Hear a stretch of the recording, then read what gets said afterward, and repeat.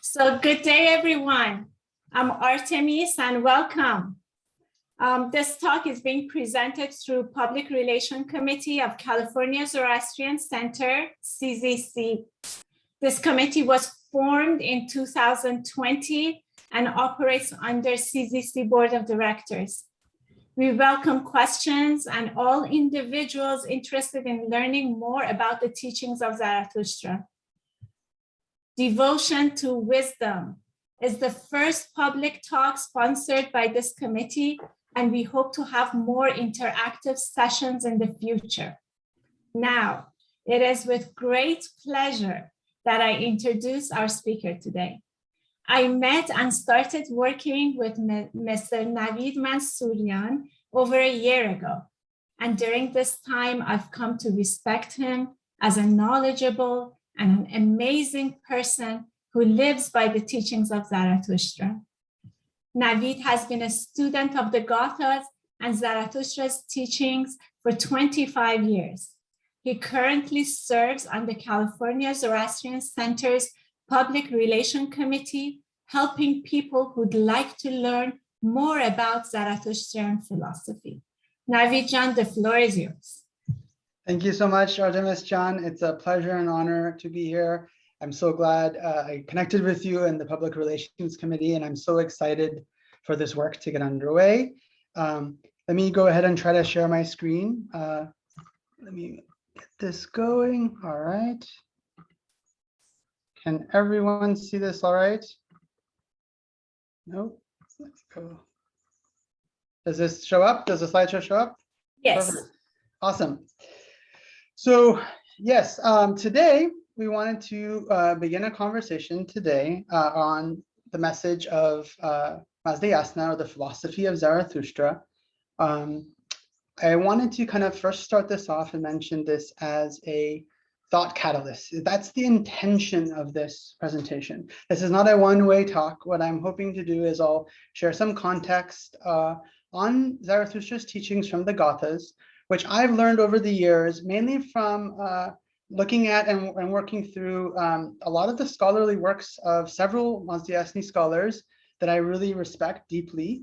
We're fortunate to have Dina McIntyre here, who is one of those scholars I very much revere and respect, and I've learned so much from. In addition to Dr. Jafari and Dr. K.D. Irani, I do have an acknowledgements and links section at the end of the presentation. So I do want to start that up front and say thank you for this amazing work. I've learned so much from all of you.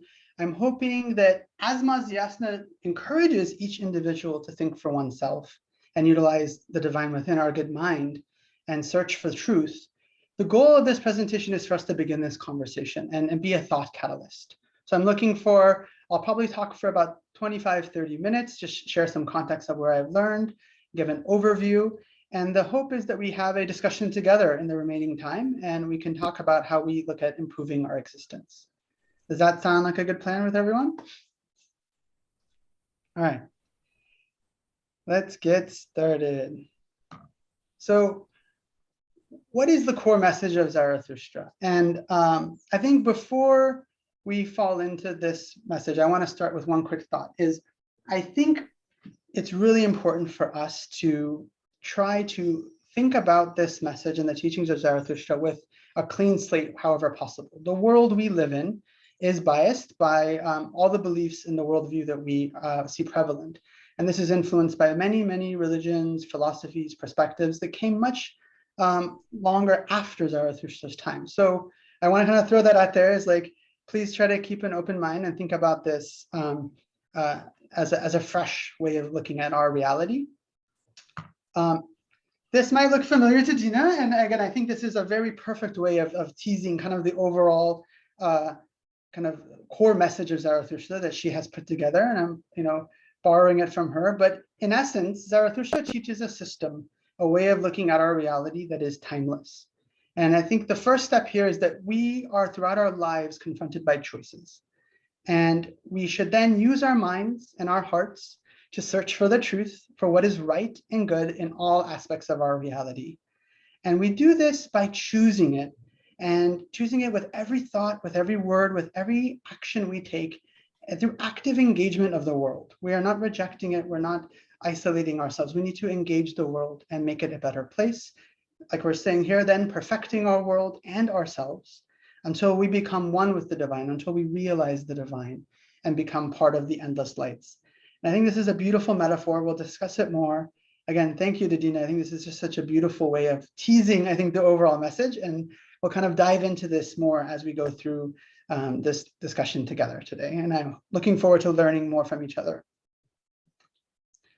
Before we do that, I wanted to just share a couple slides on a brief history of that's relevant here, just to set the context and again, to put some things in frame for us.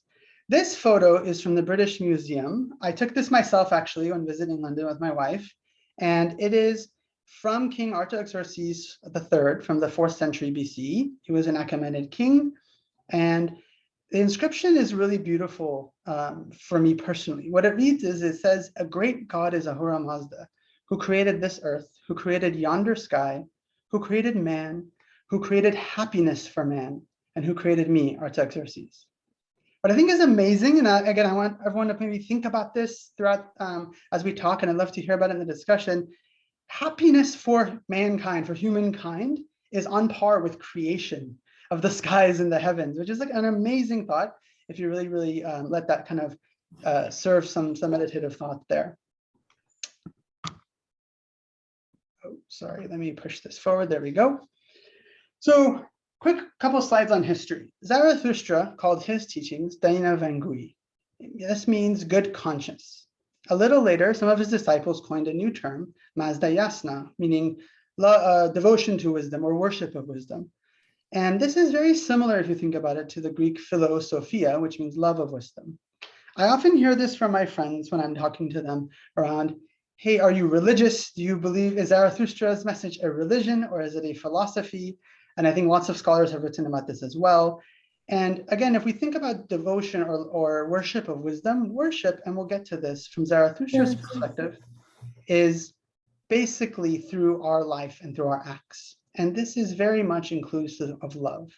And I think, in my personal opinion, his teachings, Zarathustra's teachings, is actually a spiritual philosophy that's really focused on improving our existence, our reality, through self-realization and realization of the divine. And we're going to get to understand this a little bit more, obviously, through this talk, and I'd love to hear everyone's thoughts. A quick background on his teachings, Zarathustra himself. They're captured in 17 songs called the Gathas in an extinct Iranian language called Avestan. What's important to understand is Avestan was not well understood completely, and to this day probably is not, until linguists decoded it in the 18th century, after noticing a lot of similarities with Vedic Sanskrit. This is an important distinction for us to think about because as we look at lots of various translations of the Gathas, the issue for us to think about is often the translator or the linguist is bringing in their existing worldview. And it's something that we need to think about as we use our own good mind, again, which is part of the core message of Zarathustra. And we need to think through what we think these messages and these words mean for us. In terms of time frame and region, linguistic evidence dates the Gathas to around 1700 BCE. So this is all over 3,700 years ago. And Zarathustra was part of the Iranian pastoral tribes living in eastern Greater Iran, maybe in Khwarezmia, maybe near the Aral Sea. We don't know exactly, but the language is classified as an Eastern Iranian language. The philosophy itself was very influential during the Achaemenid, Parthian, and Sassanid Iranian empires that spanned over 1,000, 1,100 years. And as you can see, this is a map of the Achaemenid Empire. The span of influence of these ideas spread throughout the empire. So you have ideas influencing classical Greek philosophy all the way in the West. You have Egyptian and China and India in the East, basically all influenced. So these ideas spread all throughout the empire, and Zarathustrian ideas were quite influential. Zoroastrians were severely persecuted following the Muslim invasion of the Sassanid Iranian Empire. And the religion declined in prevalence over the subsequent centuries, but has survived. And I think it's seeing a tremendous revival as of late, again, following this new understanding or better understanding of Gothic the Gothic Avestan and the language, and our ability to talk through Zarathustra's core message. All right, so let's dive in together into what is the overall framework for Zarathustra's teachings. The foundational component is Asha, which is often translated as truth. In the Gathas, the divine is the source of all goodness, and the creation that Ahura Mazda, Zarathustra's name for the divine, conceives of is his wisdom, and his wisdom is called Asha. It is a perfect existence in purely ideal terms, and this mental ideal was then actualized in matter, so it becomes realized to some degree. Then Zarathustra views the existences of mind and matter as two parts of our current reality. So we have both a mental component and a physical component. And this physical existence, or our current reality, is a matrix for our spiritual growth through free will and through our choices, which we'll talk about a bit more today together. This spiritual growth comes from the quest for Asha, or truth, in both the dimensions of the physical and material, and the mental and the spiritual. But what is truth? How is it defined? Let's dive into this a little bit more together. Asha is the best good. In the material or physical world, truth is what's accurate, what fits. It's the laws that govern the universe. Things, basically forms of science that we know today, physics, chemistry, biology, the natural order of things. This is one of those areas where it's very unique that Zarathustra's message is very compatible with modern day understanding and is in a sense timeless, because we are taught to keep searching for the truth, for what is right in our physical world. And we embrace wisdom and science and knowledge. In the mental world of ideas, truth is what is right for all of existence. It has a moral component, so it is often also translated as righteousness in its purest form. In the Gathas, this includes notions such as goodness, justice, generosity, compassion, loving kindness. In essence, all of the things, the ideal order of things in the world of mind and spirit. So Asha is the relationship of all things in perfect harmony, such that nothing occurs at the expense of something else. It includes modern day notions, again, being very timeless, such as social justice, that no one should be prospering at the cost of someone else. And this extends out to our environment. We shouldn't be progressing at the expense of destroying our earth or having other harmful effects.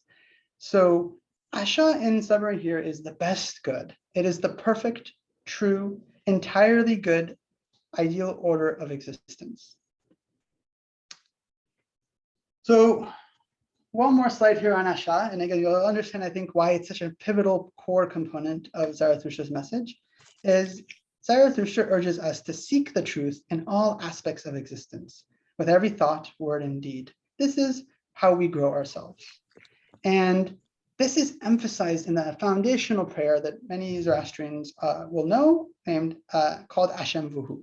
Ashem Vuhu translates, in this case, Asha is translated as righteousness. But again, I would ask you to think of its complete meaning we just talked about in the last couple slides. Whereas righteousness is the best good. It is radiant happiness. Radiant happiness comes to the person to whom righteousness is for the sake of the best righteousness alone. And here's the key part, which I think really sets Zarathustra's message really uniquely apart in today's worldviews.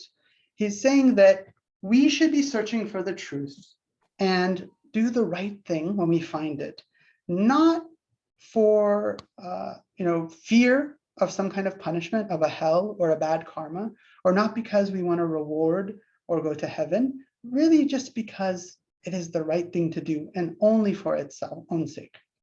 And what's interesting about this, he calls this radiant happiness. He says, if we're succeed at this, if we really look and focus at truth for the sake of truth alone, this leads to radiant happiness, being in an enlightened state that naturally radiates to others and grows and becomes better.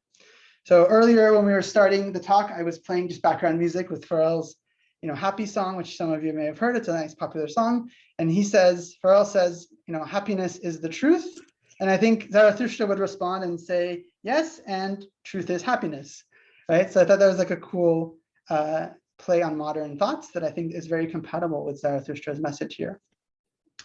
One other cool, quick side note here is this is I believe the oldest extant Zoroastrian text that we know of today. It's Ashembuhu written in Sogdian, which is an Eastern Iranian language, and it was found in Dunhuang, China, I believe from the 9th century. So again, just to emphasize how far Zarathustra's ideas did spread, that this was found all the way in China over 1,000 years ago. So next, we'd like to talk about how Zarathustra's message comes into our ways of being. And I love Dr. K.D. Irani's framing for this around moral vectors. In a lot of his talks and a lot of his writings that I've learned so much from, he really presents our reality, Zarathustra presents our reality as a conflict between two diametrically opposed ways of being. The Avestan word is manu.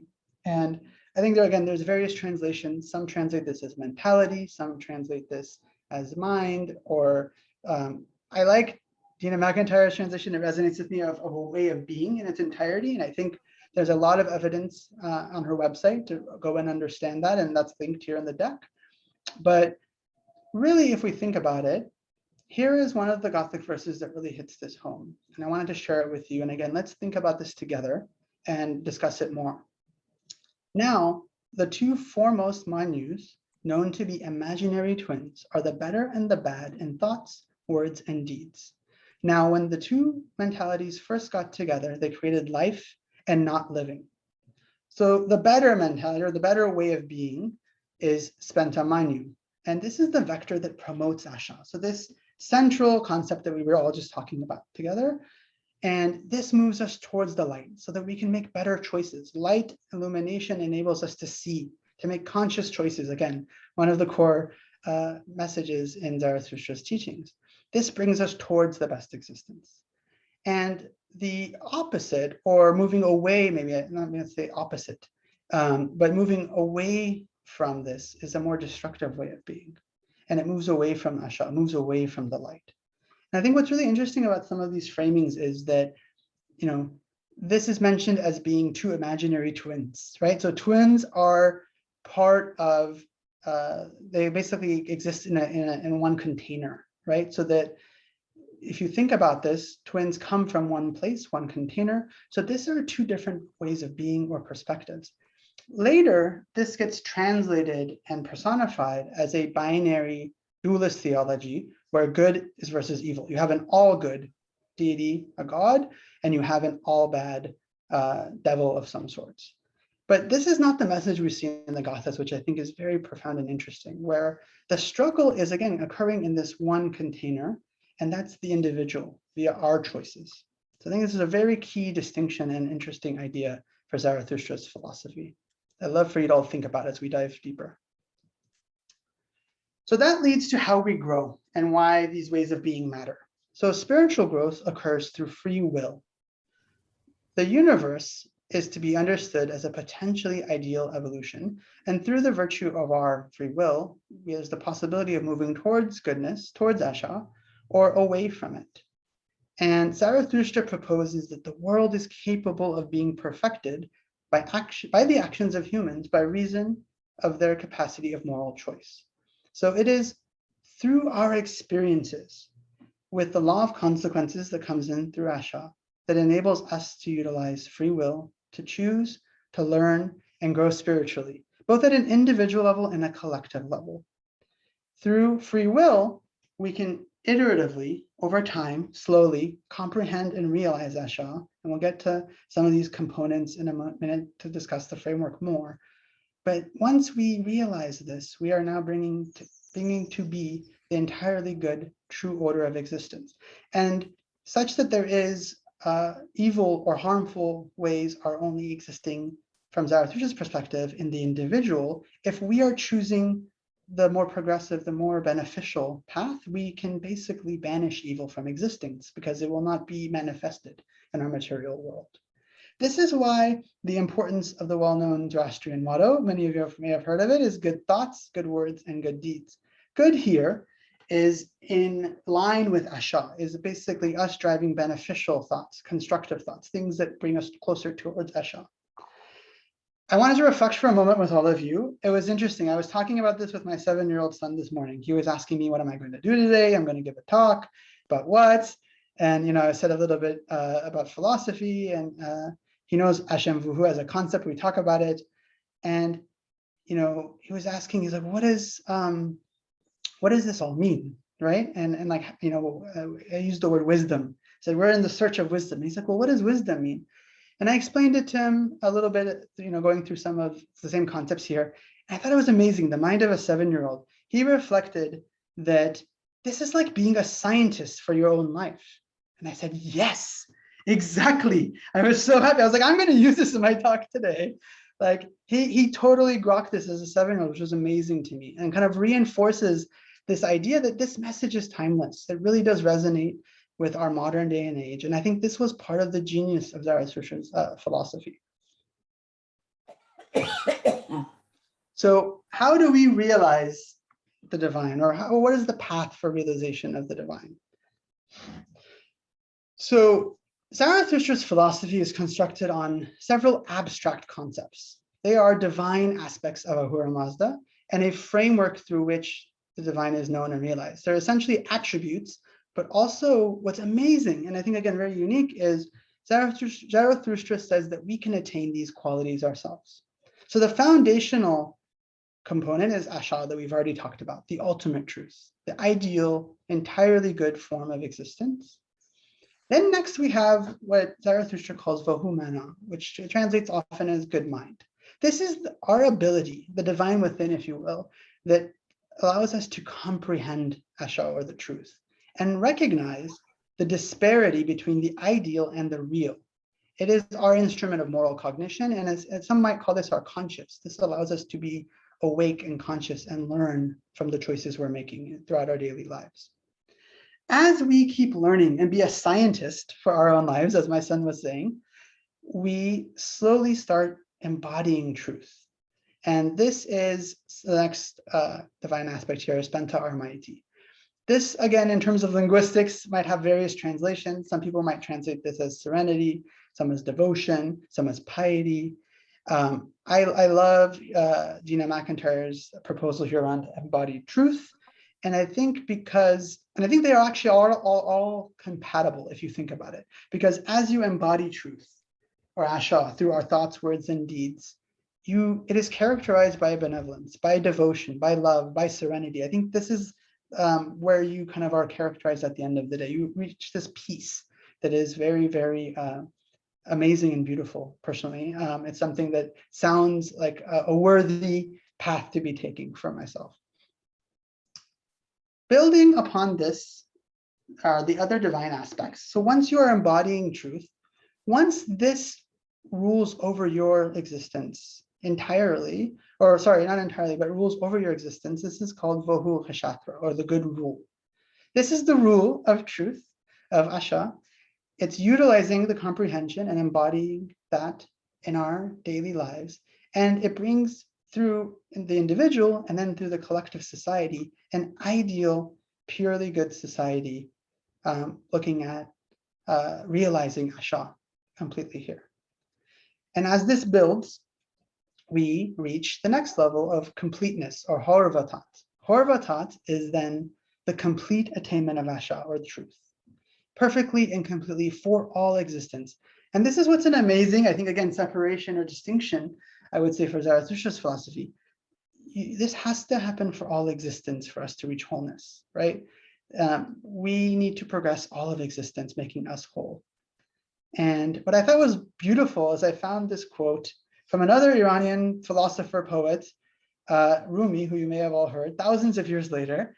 And he has this beautiful poem. It says, "You are not, the ocean.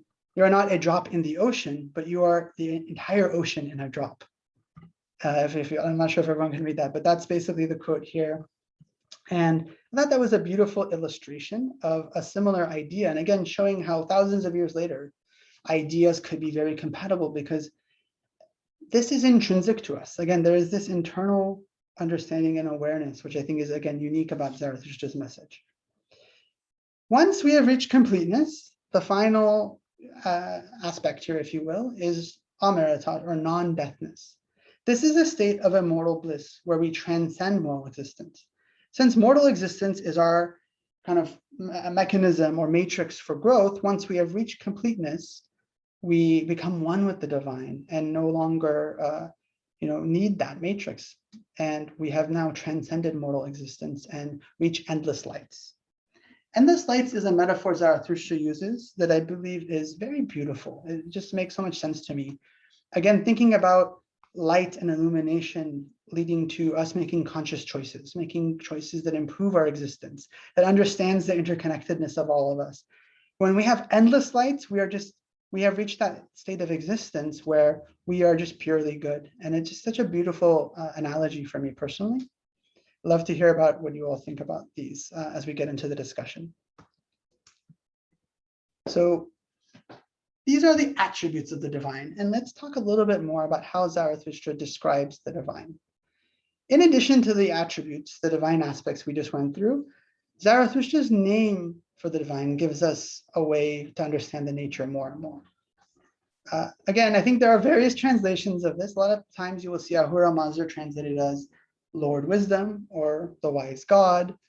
But in this case, if you look at the Shahnameh from the Persian Ferdowsi poet, he will say the God of life and wisdom, or the Lord of life and wisdom, which I think resonates well with me. And if we think about, I love Dina McIntyre again, her framing here around Ahura means Lord, but Lord of what? And she has a great framing with evidence again on her website backing this up that says, Lord is one who is Lord over the divine aspects that we just covered, which includes non-deathness. So that is lordship over life and mortality, in addition to Mazda, which means wisdom, and is another word for reality. Another word for enlightenment. I apologize. And so realizing the divine through the divine aspects, through the thoughts, words, and actions of Asha is enlightenment, and subsequently wisdom personified. So the way that Zarathustra explains the divine is of both Ahura and Mazda, which means having the ability and the wisdom of the divine aspects. And that also, again, profoundly for me, is that it includes helping others to attain them so we can reach wholeness and completeness. I want you to hold that thought for a moment, because on the next slide, we're going to talk a little bit more about this. And it's a really interesting thought around how important it is that we're helping others. So Zarathustra has a huge innovation here around what makes a being divine. And we'll talk about this a little bit more, but the paradigm of his day and of many religions today is that basically it's what a being is what makes it divine or a god, right? It's the fact that they have power over us. And Zarathustra comes in and says, no, it's who a being is. It's the nature, right? It is what a being is, the nature of the being that makes it divine and worthy of worship. And the fact that Ahura Mazda is the personification of wisdom, the best good, the best existence. This is why we should seek and revere and worship Ahura Mazda. Not because of the power held over us, not because of fear of hell or the wish that we would like to gain favor, go to heaven, have rain come in the fields, or whatever other things people might wish for. But we worship Ahura Mazda because it is the only thing worthy of reverence as the ideal of goodness. And I think a really beautiful thought in the Gathas is worship is through the theater of our lives, right? We're worshiping through love, through partnership and embodiment of the divine aspects that we just talked about, which reinforces them as a framework for our spiritual growth and evolution. So to recap, the nature of the divine, according to Zarathustra, is beneficial, wholly good. It means to be enlightened through the realization of Asha, this ideal state of existence, and helping others to become enlightened and join that. So that leads us to human purpose and growth. And as we think about this, in the Gathas, the purpose of life is to evolve or grow from a conflicted state of being that is a mixture of harmful and more beneficial to a state of being that is completely, wholly good and beneficial. This is the state of Harvatar, or completeness again, that we've been talking about. A lot of what I'm trying to do with this introduction here is like reinforce the concepts so that we can really grasp them. As a quick side note, I want to say, I think one of the challenges maybe for some people, at least I faced this when I was a teenager and trying to really understand Zarathustra and his message, is all of these Avestan terms, right? They're in this language, it's almost 4,000 years old. It's hard, there's different translations. So I think as we look and build them together as a framework, it's really resonated more for me here.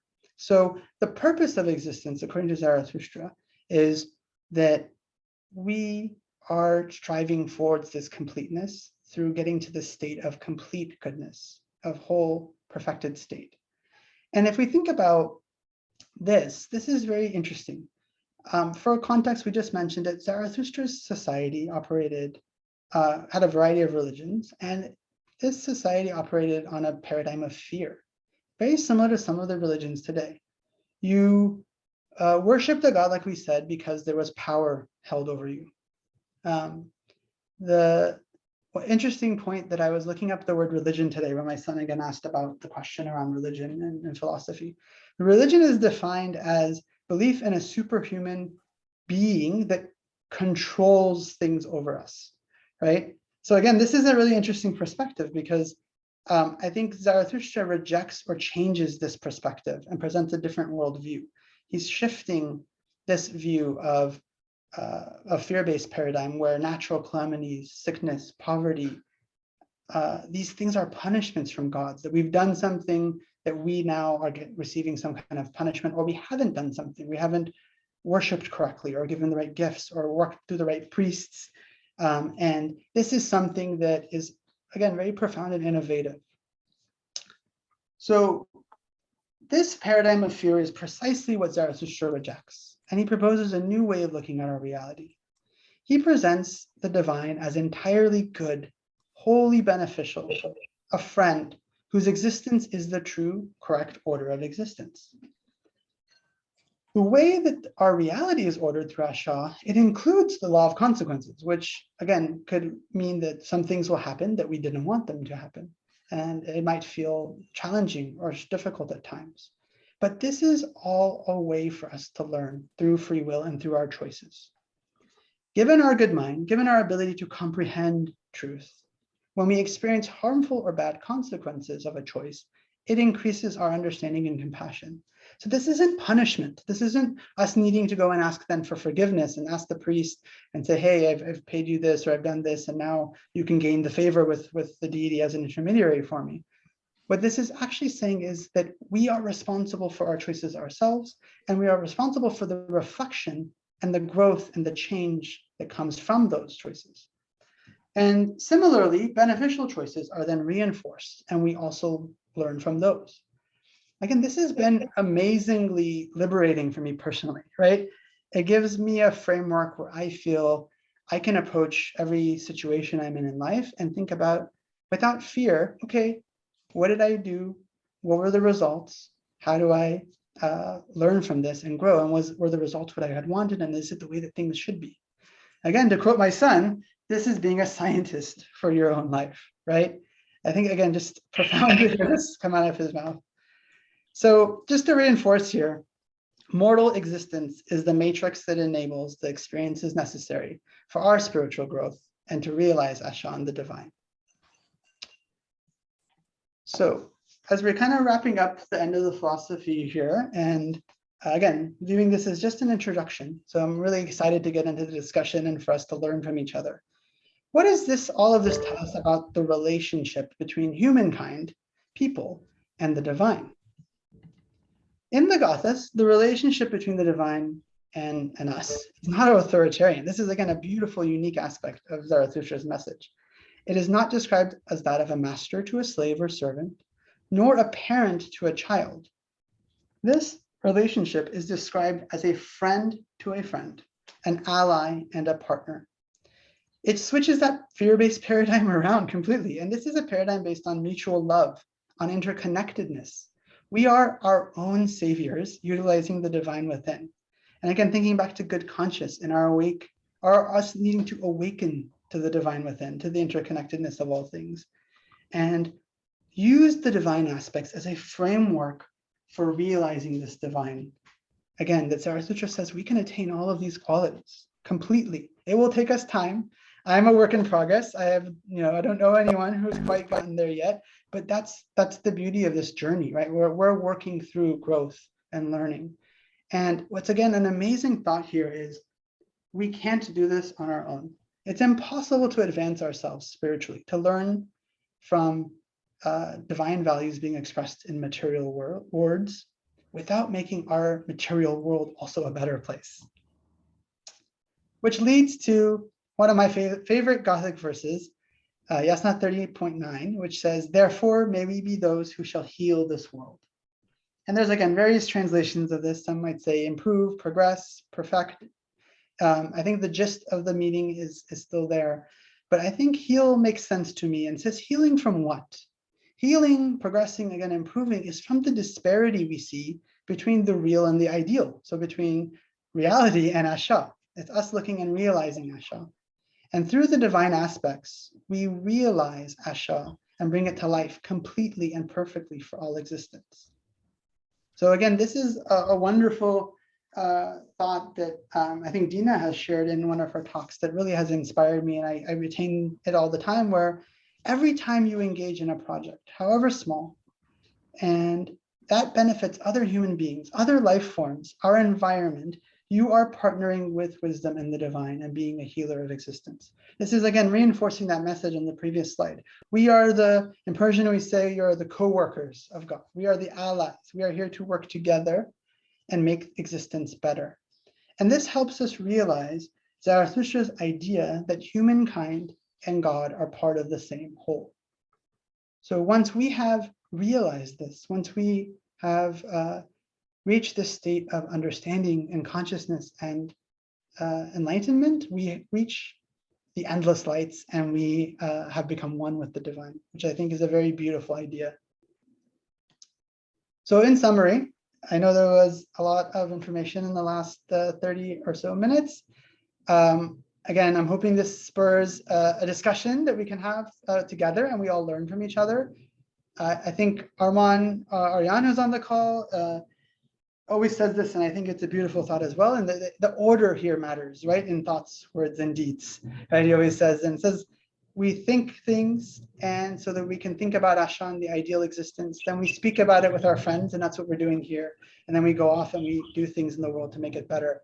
So that's what I'm hoping to do all together. In summary, just to kind of recap the core principles here, Zarathustra is teaching us a practical spiritual philosophy focused on improving existence, but through self-realization, which is realization of the divine, actually, right? So we're understanding the divine within and growing that. And to recap, core concepts here are goodness and truth. The divine is wholly good, beneficial, our friend and ally. We're not being punished. We're not being held power over us by the divine. We're here to work with the divine and reach the wholly good order of existence, the way existence should be. That happens through free will and growth. Human beings are free to choose, to learn from our choices, to adjust, and grow and realize Asha through our thoughts, words, and deeds, being a scientist for our own lives, right?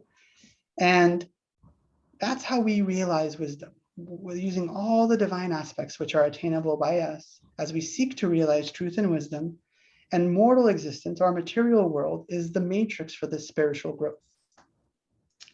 And that happens when we heal all of existence.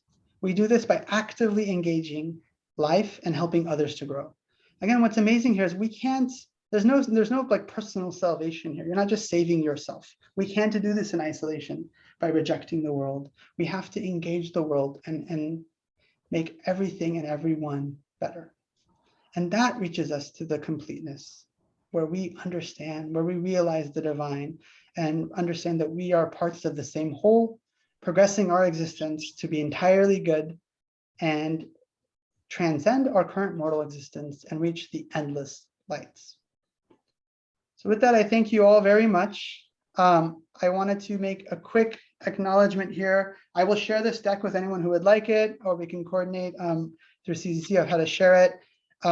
there are some links from the amazing scholars. Again, this has been largely a compilation of work from Gina McIntyre, and I'm so honored that she is here today, from her website and her seminar from CZC as well. Dr. Katie Irani and Dr. Jafari also have some amazing resources for us to look at. And there's also the CZC PR website that is linked here for anyone who would like to learn more. And with that, I wanted to spend time and learn from each other. So I'd love to get started in a discussion. And again, please think of this as a thought catalyst. Thank you so much.